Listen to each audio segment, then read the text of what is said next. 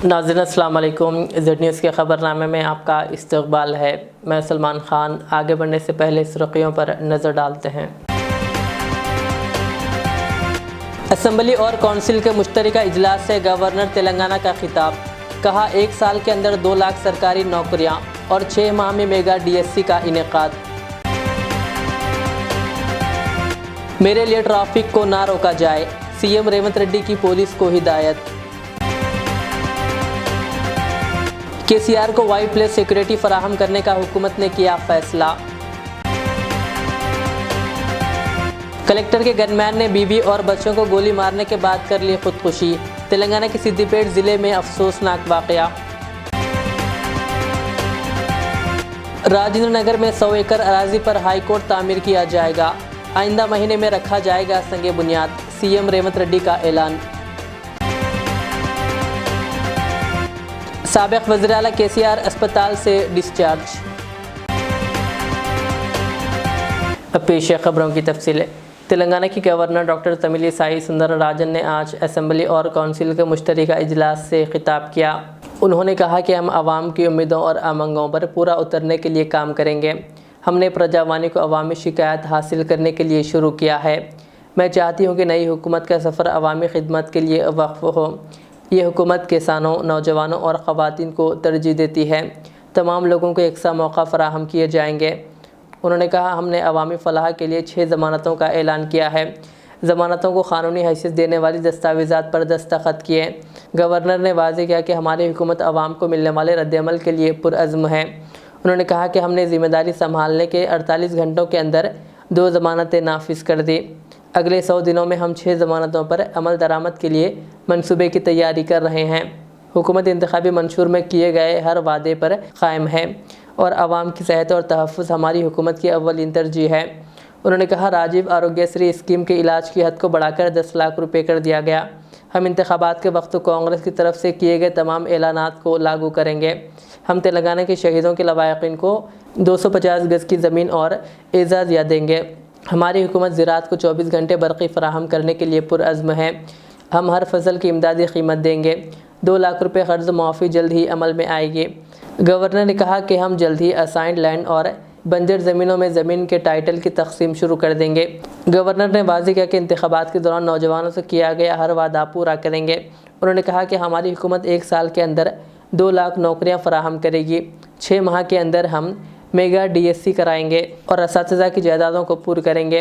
किसानों, गरीबों, SC, ST, BC, अक़लियती, ख़वातीन, नौजवान, शहीदों के अहल खाना, वर्कर्स, मुलाजिमीन, रिटायर्ड मुलाजिमीन और इसी तरह फलाह और तरक्की की सरगर्मियों को मद्देनज़र रखा जाएगा। गवर्नर ने वाज़ेह किया कि यूथ जॉब कैलेंडर के वादे के मुताबिक नाफिज किया जाएगा। Very soon we are ushering in the new year 2023 will remain in history as the year that has brought a new beginning to Telangana's journey. People are experiencing the change already. I am happy to inform you that the fruits of change will reach the people in full measure in the new year. Our government is taking steps to give freedom, liberty, equal opportunities, and social justice to people, along with making governance within the reach of each and every citizen. I am sure the state will treat the path of success, progress, and bring light to the lives of farmers, women, youth, and the poor. People in Telangana state have given a clear verdict to liberate themselves from the 10 years of repression in the recently concluded elections. Their message is clear and loud. I appreciate the collective wisdom of the people. Telangana is breathing fresh air of freedom and liberty now. Telangana is liberated from autocratic rule and dictatorial tendencies. The people's verdict unequivocally stated that it would not tolerate any repression. This verdict became a cornerstone for civil rights and democratic rule. The iron barricades that divided the rulers from the people have been dismantled. I feel proud to say that the glass houses and the obstacles have been removed and the true people's governance has begun. The Honorable Chief Minister, Sri Anumula Revant Reddy Garu, at the time of swearing in, clearly indicated his government's. Telangana के वज़ीर आला रेवंत रेड्डी ने एक सनसनीखेज फैसला किया है। रेवंत रेड्डी ने पुलिस ओहदेदारों को हिदायत दी कि इनके काफिले के लिए ट्रैफिक को ना रोका जाए। रेवंत रेड्डी ने मशवरा दिया कि इनके लिए ट्रैफिक को मुश्किलात ना हो पाए और आम ट्रैफिक के साथ इनके काफिले को गुजरने का मौका फराहम किया जाए। कल से आम ट्रैफिक के साथ ही रेवंत रेड्डी का काफिला गुजरने के लिए ओहदेदारों की जानिब से इंतजाम किए जा रहे हैं। साबिक़ वज़ीर आला के चंद्रशेखर राव को अस्पताल से डिस्चार्ज कर दिया गया है। डिस्चार्ज के बाद केसीआर यशोदा अस्पताल सोमाजीगुड़े से सीधा अपनी कदीम क़यामगाह बंजारा हिल्स रवाना हो गए। गुज़िश्ता हफ्ते केसीआर अपने फार्म हाउस में गिर गए थे, जिसकी वजह से इनकी कूल्हे की हड्डी टूट गई थी। केसीआर को इलाज के लिए यशोदा अस्पताल शरीक कराया गया था। 8 दिसंबर को इनकी हिप की हड्डी की तब्दीली की सर्जरी अंजाम दी गई। केसीआर को डॉक्टर्स ने 8 हफ्तों तक मुकम्मल आराम का मशवरा दिया है। आज केसीआर को दवाखाने से डिस्चार्ज करने से कबल इनके अफराद ख़ानदान ने नंदी नगर में वाक़े केसीआर के क़यामगाह के लिए इंतजाम किए। आइंदा 2 महीनों के दौरान केसीआर को चेकअप के लिए मुसलसल दवाखाना आना पड़ सकता है। इस बात को पेश नज़र रखते हुए केसीआर ने नंदी नगर में क़याम करने का फ़ैसला किया है।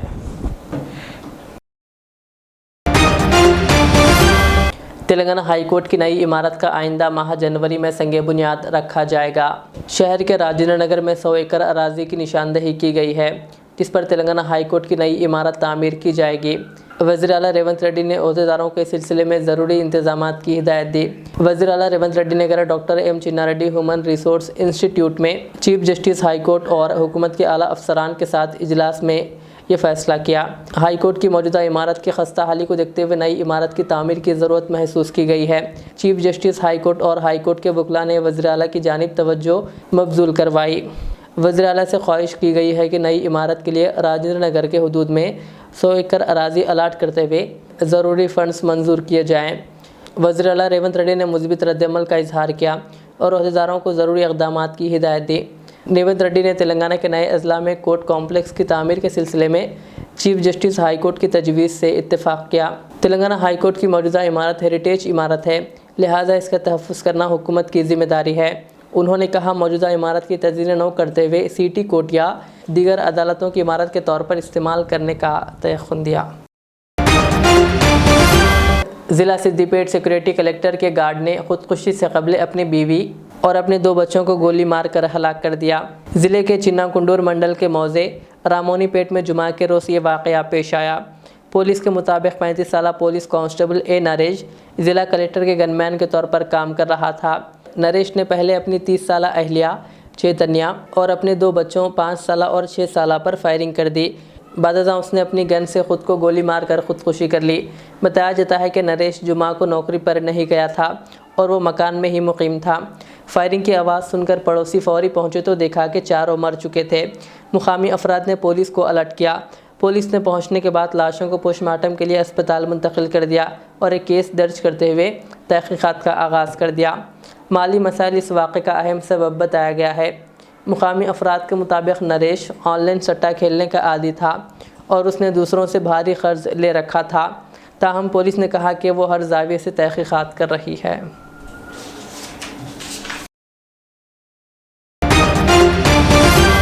तेलंगाना बीजेपी सदर व मरकज़ी वज़ीर किशन रेड्डी ने कहा कि बीजेपी सारी तवज्जो पार्लियामेंट के इंतखाबात पर मरकूज़ कर रही है।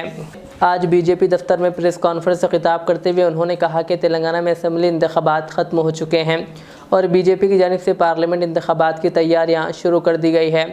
किशन रेड्डी ने पार्टी के ज़िला सुदूर इंचार्ज पार्लियामेंट इंचार्ज को पार्लियामेंट इंतखाबात का सामना करने के लिए तैयार रहने का मशवरा दिया। उन्होंने कहा कि पार्टी को पार्लियामेंट इंतखाबात में कामयाबी के लिए हमकिनार कराना हर कायद और कारकुनों की जिम्मेदारी है और उन्हें इसकी ज़िम्मेदारी अदा करने के लिए पूरी तरह तैयार रहना चाहिए। उन्होंने कहा कि दिसंबर के आखिरी हफ्ते में पार्टी के कौमी सदर JP नड्डा तेलंगाना का दौरा करेंगे।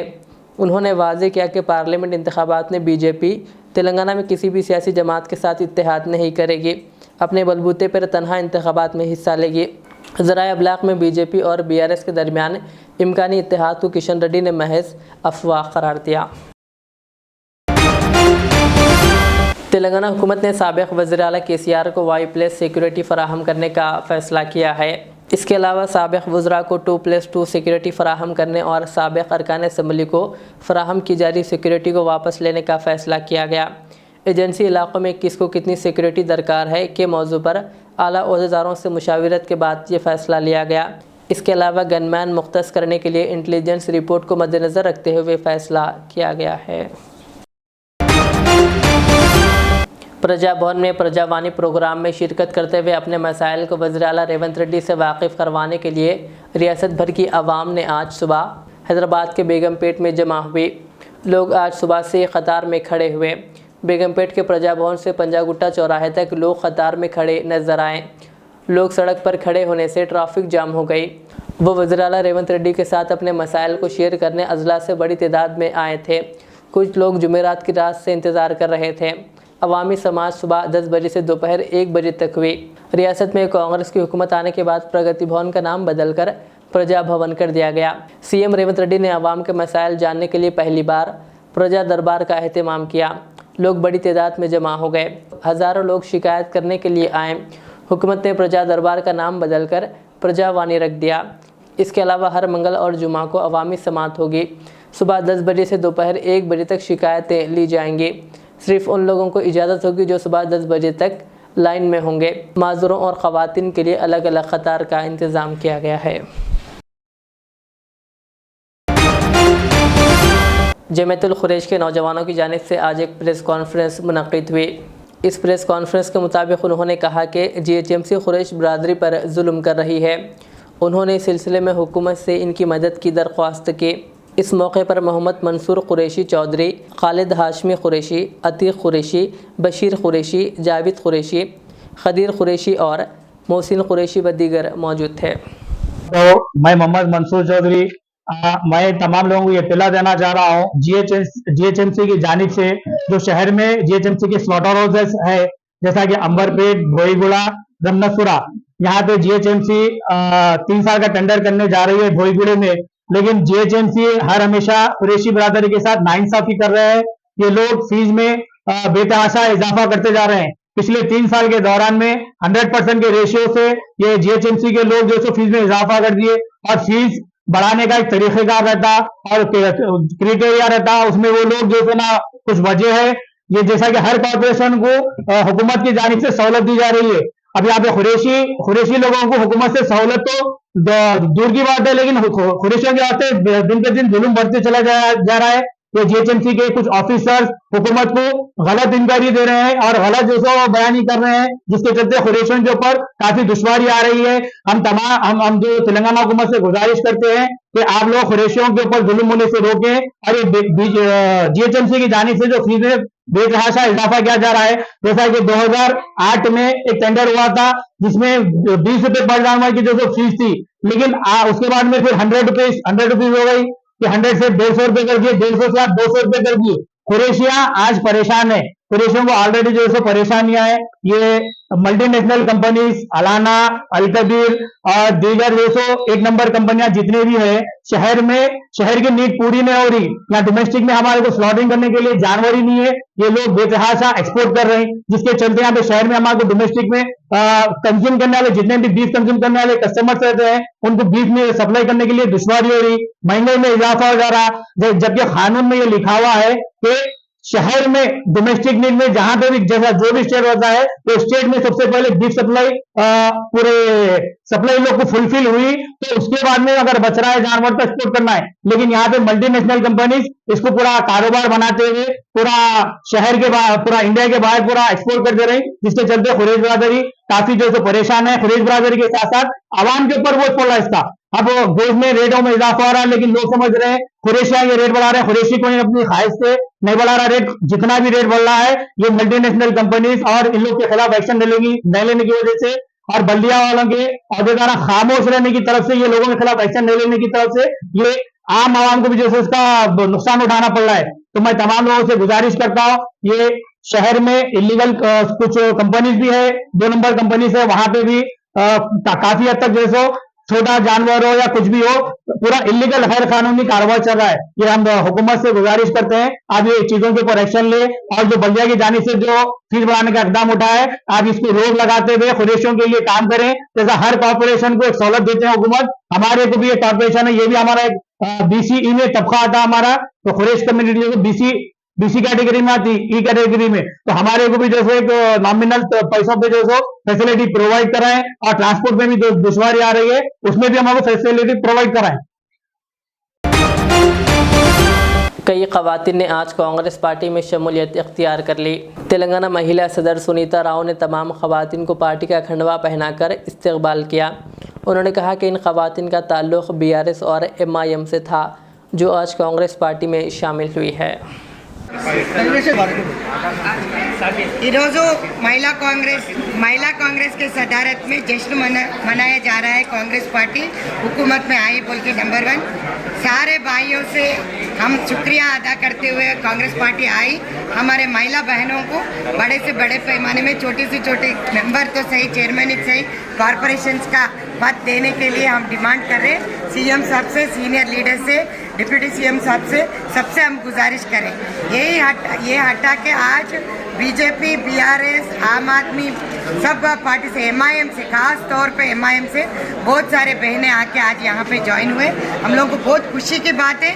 क्यों बोले तो आने वाले कल में पंचायत इलेक्शंस भी हो रहे हैं और एमपी इलेक्शंस के लिए हमारा होमवर्क चालू हो गया और पूरे कमिटीज तैयार कर रहे हैं। ये 30 तारीख के अंदर हम लोग ये कमिटीज पूरे कंप्लीट करके एआईएमसी को भिजाना है हमारे नेशनल प्रेसिडेंट। तो यहाँ पे जितने सारे लोग ज्वाइन हुए उन लोगों को पूरे इंचार्जेस भी दे जा रहे हैं और पूरे हमारे स्टेट बॉडी, स्टेट कमेटी के साथ में जिला अध्यक्ष भी यहाँ पे मौजूद है जो ये मीटिंग चल रही है। बिहार के दारुल हुकूमत पटना में जुमा को दिन दहाड़े अदालत के अहाते में अभिषेक कुमार उर्फ छोटे सरकार नामी मुजरिम को शरपसंदों ने गोली मारकर हलाक कर दिया। ये वाक़या दानापुर कोर्ट कॉम्प्लेक्स में पेश आया। कैदी छोटे सरकार को अदालत में पेशी के लिए लाया गया था। इस दौरान अदालत के अहाते में पहुंचने वाले शरपसंदों ने अंधाधुंध फायरिंग कर दी। वाक़े के बाद अदालत के अहाते में कहरा मच गया। महलू की शनाख्त अभिषेक कुमार उर्फ छोटे सरकार के तौर पर हुई है, जो सिकंदरपुर का रहने वाला है। बताया जा रहा है कि इस कैदी के खिलाफ कत्ल समेत कई संगीन जराइम के मुकदमात दर्ज हैं। इस पूरे मामले पे सिटी एसपी राजेश कुमार ने कहा कि हमलावर 2 थे और दोनों को गिरफ्तार कर लिया गया है और इनके पास से पिस्तौल भी बरामद हुए हैं। दूसरी जानिब अदालत के हाथ में पेश आने वाले इस तरह के वाक़े ने हिफाजती इंतजामात पर सवाल उठा दिए हैं। वाक़े के वक्त अदालत के हाथ में मौजूद एक वकील ने बताया कि तकरीबन 6 से 7 राउंड फायरिंग हुई है। उन्होंने कहा, अदालत के हाथ में होने वाले इस किस्म के वाक़े से हम खौफजदा हैं।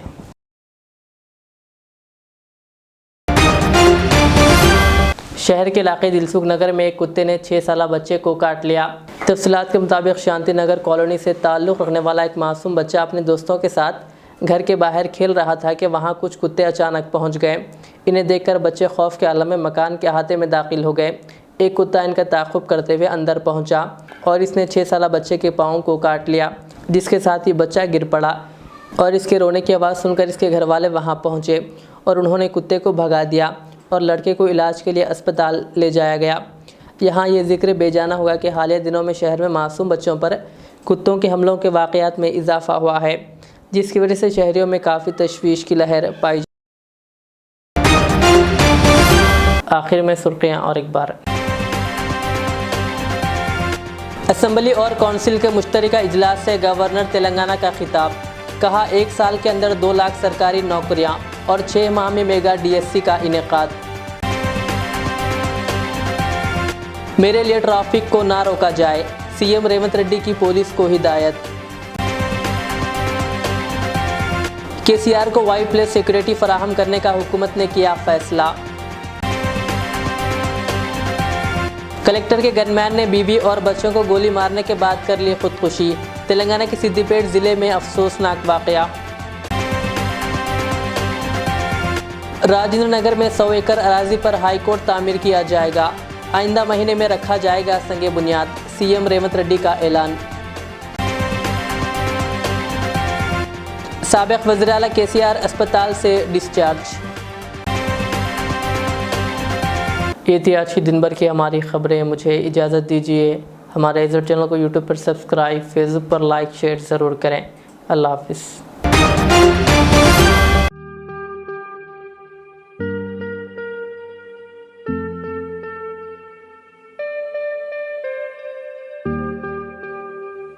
Siddique traders import and export,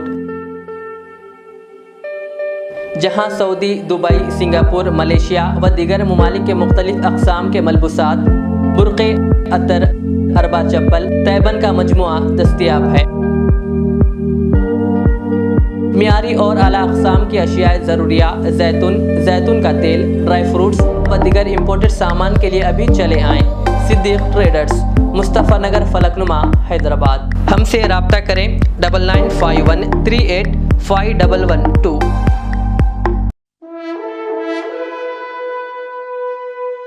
अल्हम्दुलिल्लाह, अपने मुक़द्दस नाम की तरह हर दुल्हा दुल्हन की हयात नौ के आगाज का बावखार नाम HKGN फर्नीचर्स। जी हाँ, HKGN फर्नीचर्स NRIs कारनशीन फैमिलीज के लिए दीदाजेब, शानदार, शाहकार, मजबूत और पायदार, दिलकश और दिलनशीं शादी के फर्नीचर का सबसे बड़ा शोरूम अब Shastripuram king colony main road के पुरसुकून माहौल में। पसंद फरमाइए आपकी शहजादी के लिए खूबसूरत जहेज का मुकम्मल फर्नीचर सिर्फ 29,999 रुपए में। जी हाँ, 29,999 रुपीज। जी हाँ, फख्र हिंदुस्तान सदर मोहतरम बैरिस्टर असदुद्दीन अवैसी साहब के मकान के बिल्कुल करीब आपका अपना HKGN फर्नीचर्स। 9618650827